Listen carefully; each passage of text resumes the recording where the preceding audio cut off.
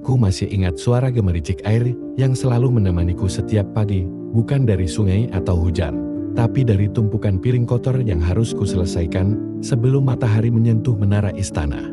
Namaku Rilo, dan aku hanyalah seorang tukang cuci piring di dapur belakang istana Alarindra. Setiap hari, aku bangun sebelum ayam jantan sempat bermimpi, kupanggul keranjang besar berisi peralatan makan raja dan para bangsawan, lalu menunduk dalam. Diam sambil bekerja di antara uap air panas dan sabun yang menusuk mata. Tak banyak yang tahu namaku. Di mata mereka, aku hanya bagian dari dinding ada, tapi tak berarti. Namun, hatiku selalu menyimpan satu hal yang tak bisa dicuci bersih oleh kesibukan ini. Mimpi. Aku ingin menjadi musisi istana, bukan untuk ketenaran atau kekayaan, tapi karena aku percaya musik bisa membawa harapan, bahkan pada mereka yang hidup di tempat tergelap sekalipun. Setiap kali aku selesai bekerja, aku akan duduk diam di pojok gudang, memainkan potongan kayu yang kujadikan seruling sederhana. Suaranya memang sumbang, tapi aku tak peduli. Dalam setiap nada, aku merasa bebas. Suatu sore, ketika matahari mulai tergelincir di balik jendela dapur, suara serulingku menggema perlahan. Kupikir aku sendirian, sampai sebuah suara lembut bertanya dari balik pintu, "Siapa yang bermain itu?" Aku terdiam, tanganku gemetar, memegang seruling kail. Aku tidak tahu bahwa hari itu, suara itu, akan menjadi awal dari perubahan besar dalam hidupku. Aku tidak tahu bahwa hari itu, suara itu, akan menjadi awal dari perubahan besar dalam hidupku. Suara itu datang dari balik pintu kayu yang sedikit terbuka. Aku menoleh dengan cepat dan melihat seorang gadis muda berdiri di ambang pintu dapur. Rambutnya panjang terurai, pakaiannya rapi, dan sorot matanya hangat. Tapi ada sesuatu yang membuatku menunduk refleks lambang kerajaan yang tergantung di lehernya itu. Putri Nayara, anak sematawayang Raja Alarindra. Aku suka suaranya, katanya lagi. Apa kau yang memainkan seruling itu? Aku masih terdiam. Tanganku masih menggenggam potongan kayu dengan ujung retak seruling yang kubuat dari sisa kayu peti. Sabun di depanku, seorang putri berdiri, dan aku hanyalah seorang tukang cuci piring. Namamu siapa? Tanyanya lembut. "Ya Rilo, yang mulia." Jawabku terbata. Putri Nayara tersenyum, lalu melangkah masuk. "Kau tahu, Rilo?" Suara serulingmu membuatku ingin menari. Aku tak tahu harus menjawab apa. Dalam pikiranku, semua ini tak masuk akal. Seorang putri mendengarkan serulingku, menyukainya. Aku ingin mendengar lagi, ucapnya. Sejak hari itu, setiap senja menjelang, aku memainkan serulingku untuk Putri Nayara di balik dapur tua. Kami hanya bertemu sebentar, tak lebih dari 15 menit. Tapi bagiku, waktu itu lebih berharga dari seluruh emas di lumbung kerajaan. Aku mulai bermimpi lebih tinggi dari sebelumnya. Mungkin, hanya mungkin, musikku bisa mengubah nasibku.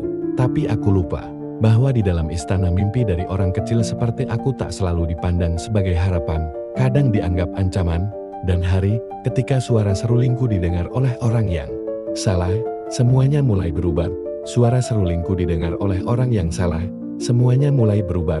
Hari itu, aku sedang meniup seruling di balik dinding dapur. Seperti biasa, Putri Nayara duduk di atas peti jerami. Matanya terpejam menikmati nada-nada sederhana yang kubuat. Angin sore menyusup lembut melalui kisi-kisi jendela, membawa irama melayang ke taman istana. Tapi tanpa kami sadari, seseorang mendengar dari jauh. Langkahnya pelan, tapi matanya tajam dan mulutnya penuh bisik-bisik racun.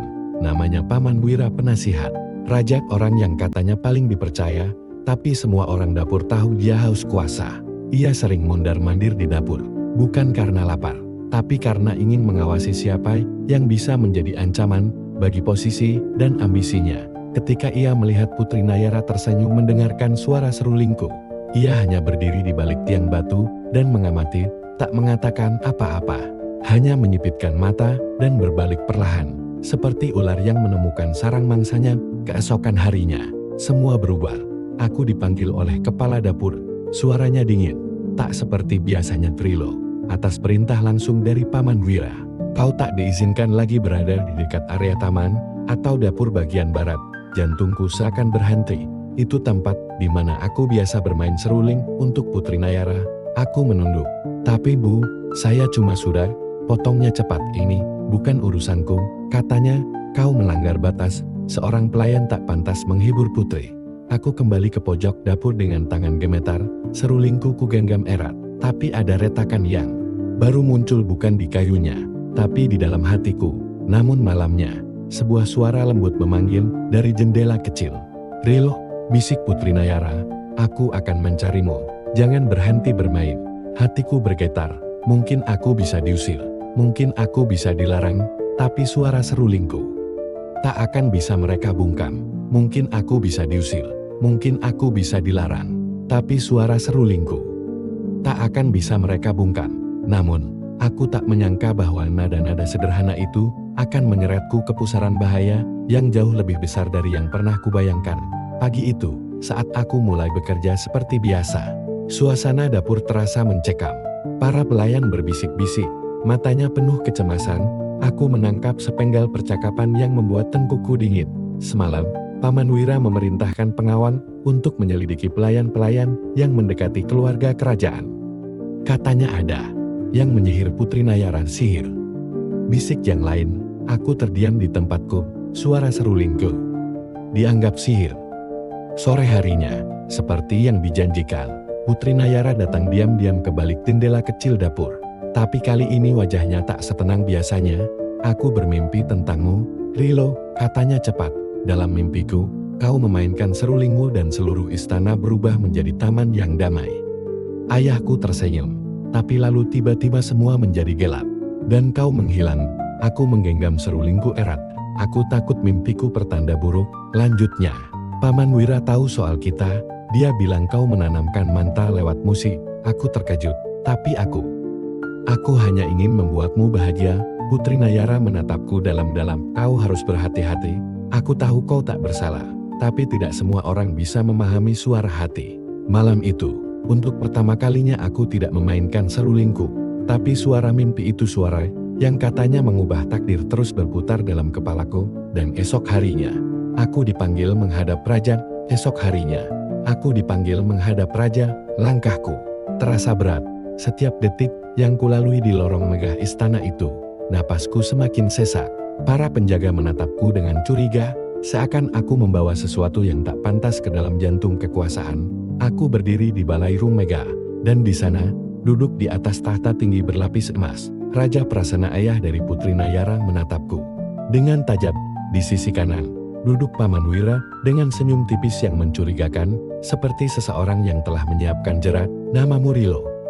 Suara raja menggema, tenang namun tegas. "Iya, tuanku," jawabku sambil menunduk hormat. "Aku mendengar kau suka memainkan seruling," lanjut raja sambil menolkan jemarinya. "Dan konon, suaramu bisa menenangkan hati anakku. Tapi," ia menatap tajam, "ada yang bilang musikmu mengandung." Dia tersembunyi. Jantungku seperti jatuh ke lantai. Paman Wira menyambung dengan suara yang dibuat ramah. "Tuanku, tentu kita tak ingin pengaruh aneh mendekati Putri Nayara. Musik bisa menjadi sihir terselubung, terutama jika datang dari orang yang tidak diketahui asal-usulnya." Aku menggenggam seruling di balik jubahku, ingin membela diri. Namun mulutku terkunci, hingga suara lembut yang sangat kukenal memecah keheningan. "Ayah, itu tidak benar." Putri Nayara masuk ke balairung tanpa diundang. Matanya memerah, tetapi langkahnya mantap. Rilo tidak melakukan apapun selain memainkan musik yang membuatku merasa hidup. Ia adalah satu-satunya suara jujur yang pernah aku dengar di istana ini. Raja memandang putrinya, lalu kembali menatapku. "Jika kau memang tak punya niat buruk, buktikan, bermainlah." Di hadapanku, perintahnya. Tanganku gemetar saat mengambil seruling. Semua mata tertuju padaku. Aku menutup mata dan mulai meniup. Pelan, memanggil melodi yang dulu kutemukan dalam kesendirian di dapur. Melodi itu mengalir seperti sungai yang tenang, membawa suara harapan dan kejujuran. Tidak ada sihir, hanya perasaan. Saat aku membuka mata, raja terdiam, begitu juga seluruh ruangan. Bahkan Paman Wira tampak kehilangan kata-kata. Namun saat aku hendak meletakkan seruling kembali, raja berkata lirih namun jelas, "Kau akan kutugaskan untuk sesuatu yang lebih besar. Kau akan kutugaskan untuk sesuatu yang lebih besar," ucap Raja Prasena dengan suara pelan, namun cukup untuk membuat seluruh ruangan terdiam. Aku menatapnya, tak yakin aku tak sedang bermimpi. Suara langkah pelan Putri Nayara yang mendekat memberiku kekuatan. Ia berdiri di sampingku, seolah berkata bahwa aku tak sendiri. Raja menatapku dalam-dalam, lalu bangkit dari singgasananya. Besok pagi, sebelum matahari terbit, kau akan ikut rombongan utusan ke Lembah Biru. Di sana, kau akan memainkan serulingmu untuk satu tujuan, menyembuhkan sang nenek tua penjaga awan. Lembah Biru, tempat yang hanya dikenal lewat dongeng dan cerita para pelayan tua konon. Tempat itu diselimuti kabut abadi dan hanya bisa dimasuki oleh orang-orang berhati murni. Jika nenek penjaga awan tertidur dalam penderitaan, langit kerajaan akan mendung sepanjang tahun. Aku harus menyembuhkan beliau dengan musikku. Tanyaku dengan suara serak. Ya, jawab Rajat, kau akan tahu saat tiba waktunya. Sore itu, aku kembali ke kamar kecil dekat dapur, berkemas dengan hati penuh tanda tanya. Aku bukan siapa-siapa. Aku hanya seorang tukang cuci piring, namun kini, aku dipercaya memikul misi penting untuk kerajaan. Rasanya seperti mimpi, tapi semuanya nyata. Malamnya, saat bulan menggantung rendah di langit, Putri Nayara datang diam-diam. Ia memberikan sebuah benda kecil yang dibungkus kain sutra biru. Ini liontin peninggalan ibuku, di dalamnya ada kelopak bunga langka yang tak akan pernah layu. Katanya, bunga ini bisa memberi keberanian ketika hati mulai ragu. Aku menggenggam leontin itu erat. Aku ingin berkata banyak, tapi hanya bisa menatap matanya dan mengangguk. Keesokan harinya, sebelum fajar menyingsing, aku menaiki kereta bersama 3 pengawal kerajaan. Jalan menuju Lembah Biru sunyi dan mencekam. Kabut mulai turun bahkan sebelum kami melewati perbatasan. Tiba-tiba, suara-suara aneh mulai terdengar dari balik pepohonan. Angin berdesir seperti bisikan makhluk yang tak kasat mata. Salah satu pengawal berbisik, "Ini baru permulaan, tak banyak yang kembali dari perjalanan ini." Aku memegang serulingku erat-erat, tak peduli rintangan apa yang menunggu. Aku tahu satu hal, aku tidak boleh gagal, tak peduli rintangan apa yang menunggu. Aku tahu satu hal, aku tidak boleh gagal. Namun, baru beberapa langkah memasuki perbatasan Lembah Biru, kabut yang menggulung perlahan berubah menjadi seperti tirai hidup yang menelan cahaya matahari. Kereta berhenti, dan para pengawal terlihat ragu. Salah satu dari mereka, pengawal Tama, menoleh padaku. "Mulai dari sini, hanya kau yang bisa melanjutkan." Aku melongo sendiri. "Iya," jawabnya, tegas namun penuh kekhawatiran. "Lembah Biru hanya menerima jiwa yang benar-benar murni. Jika kami ikut, bahaya bisa datang bukan hanya padamu, tapi juga pada nenek penjaga awan sendiri." Jantungku berdebar hebat, tapi aku mengangguk. Aku menuruni kereta dan melangkah masuk ke dalam kabut. Seruling di tangan, liontin pemberian Putri Nayara tergantung di leherku. Langkah-langkahku terasa berat, seolah kabut menarik tubuhku untuk kembali. Tapi setiap kali rasa takut muncul, aku memegang leontin itu dan mengingat senyuman Nayara. Tiba-tiba, kabut membuka sedikit jalur sempit, dan aku melihat sebuah batu besar dengan ukiran aneh. Di bawahnya duduk seorang wanita tua berjubah biru keperakan. Matanya terpejam. Itu pasti dia nenek penjaga awan. Aku berlutut, membuka seruling, dan mulai memainkan melodi yang kerap kubuat saat mencuci piring lagu tentang harapan dan rumah. Namun, saat nada pertama keluar, kabut menggila, angin berputar liar, dan bayangan-bayangan hitam bermunculan di sekelilingku, menari dan berbisik, "Kau bukan siapa-siapa. Suara ini tak cukup. Kau hanya seorang pelayan." Tanganku bergetar, nafasku tercekat. Aku hampir menjatuhkan serulingku. Tapi saat itulah liontin di leherku bersinar lembut. Bisikan Nayara menggema di dalam pikiranku. "Kau melihat hal yang tak bisa dilihat orang lain. Kau istimewa bukan karena jabatanmu, tapi karena hatimu." Aku kembali meniup seruling, nada demi nada mengalun, menembus badai kabut, dan tiba-tiba bayangan hitam itu menghilang satu persatu. Angin redeng. Nenek tua itu membuka mata perlahan, menatanya seperti kaca jernih. Menatapku penuh rasa ingin tahu. "Namamu?" Rilo, suaranya pelan, seperti desir angin lembut. "Akhirnya kau datang juga." Aku terpaku. "Anda mengenalku?" Ia tersenyum, lalu berkata sesuatu yang membuat kakiku lemas. "Kau bukan hanya seorang tukang cuci piring. Kau adalah pewaris terakhir darah penjaga cahaya." "Aku adalah pewaris terakhir darah penjaga cahaya." Kalimat itu bergema di kepalaku seperti gemuruh badai yang tiba-tiba datang dan mengguncang segala yang ku ketahui tentang diriku.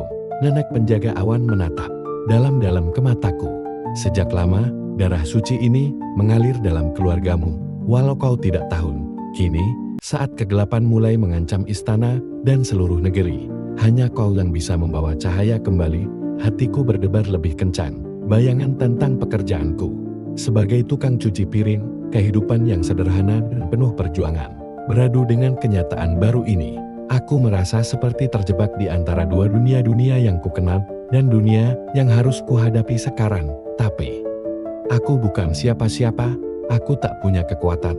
Aku hanya seorang pelayan biasa, kataku lirih, suaraku hampir pecah. Nenek itu tersenyum lembut. Kekuatan sejati bukanlah dari seberapa besar kemampuanmu, melainkan dari keberanianmu menghadapi ketakutan. Aku akan memberimu pilihan, satu pilihan terakhir yang bisa mengubah segalanya. Tiba-tiba, udara di sekitar kami bergetar, dan di hadapanku muncul dua pintu bercahaya, satu berkilau terang seperti fajar, satu lagi gelap pekat seperti malam tanpa bintang. Pilihlah dengan hati, ucap nenek penjaga awan. Pintu terang membawa harapan dan masa depan yang penuh tantangan, tapi penuh janji. Pintu gelap adalah jalan mudah, namun membawa kehancuran yang tak terelakkan. Aku menatap kedua pintu itu dengan penuh keraguan dan berat hati. Semuanya terasa seperti beban yang menghimpit dada. Di dalam hatiku, suara kecil berkata, ingat, kau bukan hanya untuk dirimu sendiri. Ada banyak nyawa yang bergantung padamu.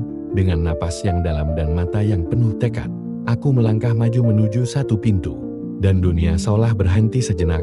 Dengan napas yang dalam dan mata yang penuh tekad, aku melangkah maju menuju pintu bercahaya terang itu. Dan seketika dunia seakan berubah menjadi medan ujian yang tak pernah kubayangkan. Udara terasa lebih berat, dan cahaya di sekelilingku berkilauan seperti ribuan butiran kristal yang menari-nari di angin.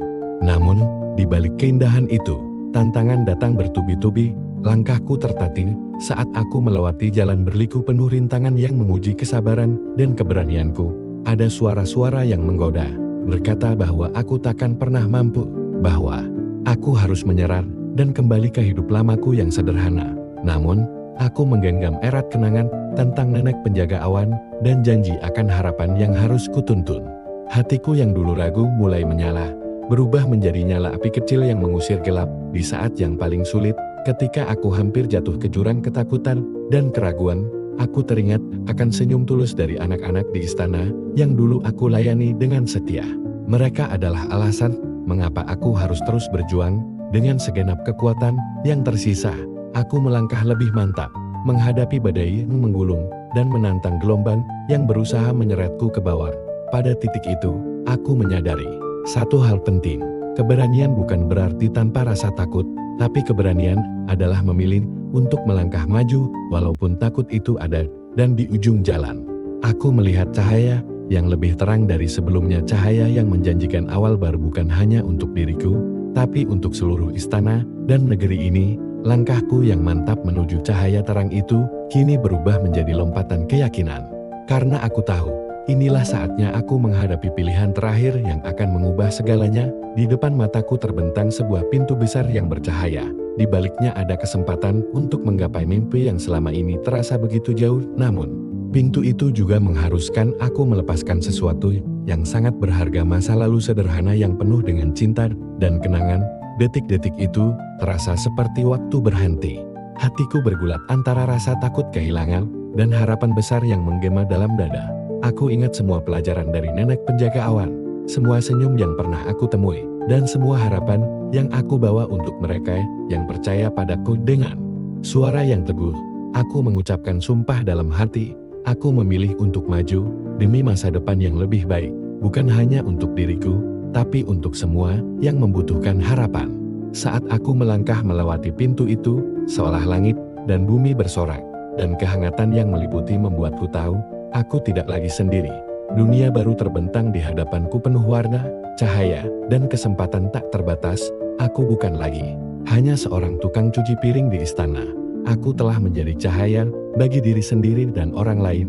Dan di ujung perjalanan ini, aku belajar bahwa keberanian, ketulusan, dan mimpi yang tak pernah padam mampu mengubah takdir, sekalipun yang tampak mustahil.